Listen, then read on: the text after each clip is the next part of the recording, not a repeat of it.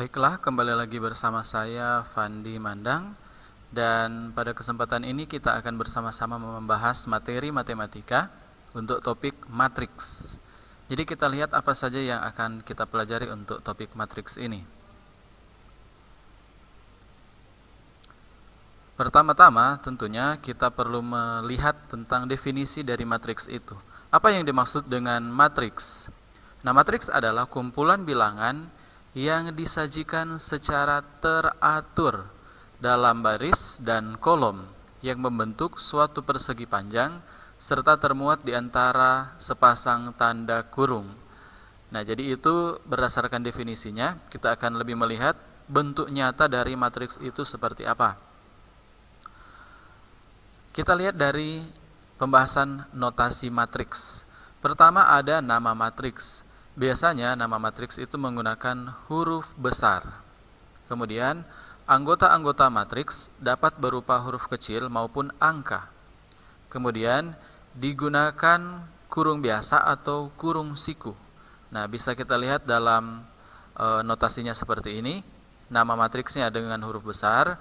Kemudian anggota-anggotanya boleh berupa angka ataupun berupa huruf, dan tanda kurungnya boleh tanda kurung biasa ataupun tanda kurung siku.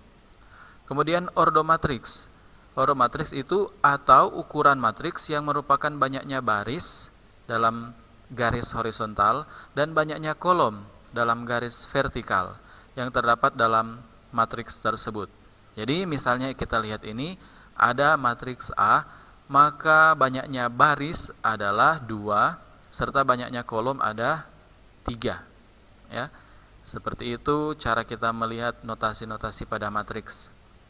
Kemudian suatu matriks yang mempunyai M baris dan N kolom disebut matriks berordo atau berukuran M kali N. Jadi di mana M ini adalah jumlah baris dan N adalah jumlah kolom. Atau kita tuliskan dalam bentuk notasi A sama dengan A kemudian I J kecil. Nah, I dan J ini akan menandakan apa? Kita lihat dalam bentuk matriks ini ada A11, A12, A13 dan seterusnya sampai A1N. Yang dimaksud A11 berarti elemen A11 ini berada pada baris pertama, kolom pertama. Kemudian A12 berarti matriks elemennya itu berada pada baris pertama, kolom kedua, dan seterusnya. Kalau kita melihat ke bawah, A21 artinya matriks tersebut ada pada baris kedua, kolom pertama. Kemudian A31, matriks berada pada baris ketiga, kolom 1, dan seterusnya. Jadi itu cara kita memahami bentuk matriks. Selanjutnya, kita melihat contoh dari matriks A yang mempunyai ordo 4x2. Sekali lagi, 4x2 artinya memiliki 4 baris dan 2 kolom. Jadi 4 baris dan 2 kolom.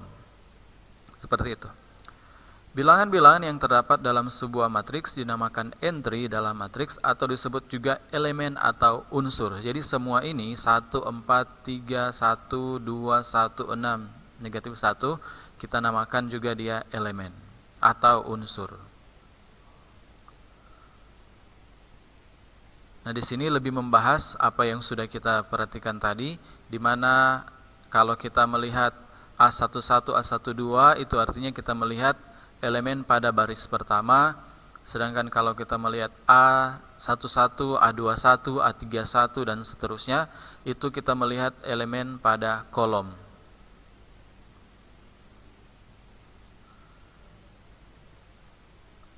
Berikutnya kita memperhatikan beberapa jenis matriks. Di sini ada matriks baris. Matriks baris itu mempunyai 1 baris, contohnya ini.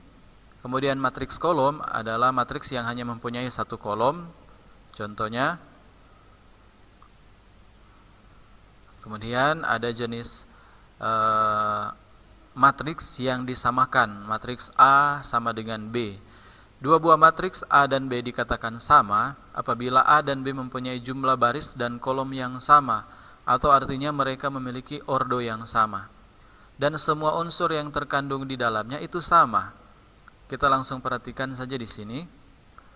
Matriks A sama dengan B.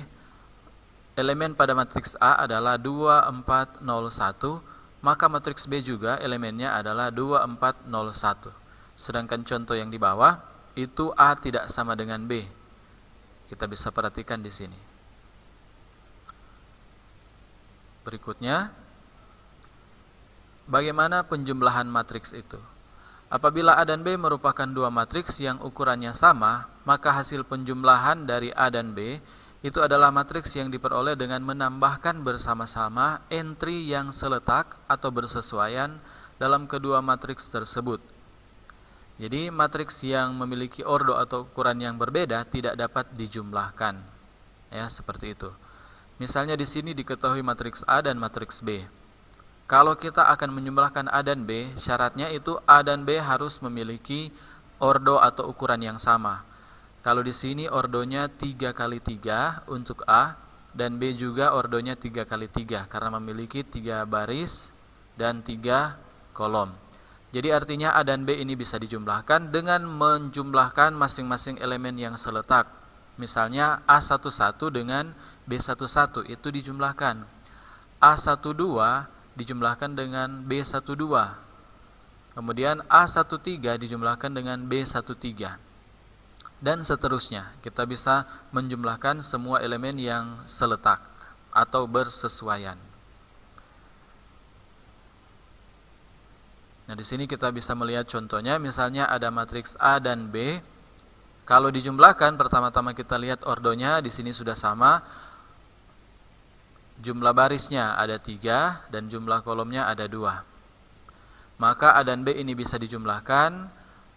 4 ditambah 3, 2 dikurang 4. Kenapa di sini operasinya tambah tapi langsung ditulis 2 kurang 4? Karena yang dijumlahkan adalah 2 tambah min 4. Jadi tidak ada salahnya kita langsung menuliskan 2 kurang 4. Kemudian min 1 ditambah 2, 3 ditambah 1, kemudian 2 ditambah 1, dan negatif 2 ditambah negatif 2, atau langsung ditulis negatif 2 kurang 2. Sehingga hasilnya adalah 7, negatif 2, 1, 4, 3, dan negatif 4.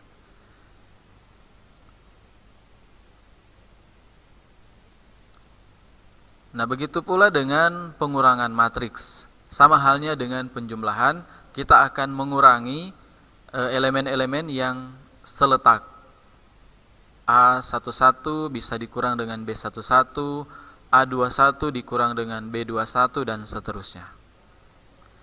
Contohnya,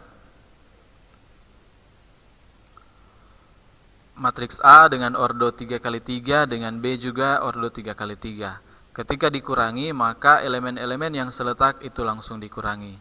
Misalnya 1 dikurang 1, 0 dikurang 1, negatif 1 dikurang 1, dan sebagainya.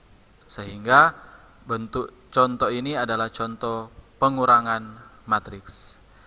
Jadi untuk pembahasan kita hari ini cukup sampai di situ saja dulu, dan kita akan melanjutkan pembahasan matriks ini dalam topik yang berikutnya.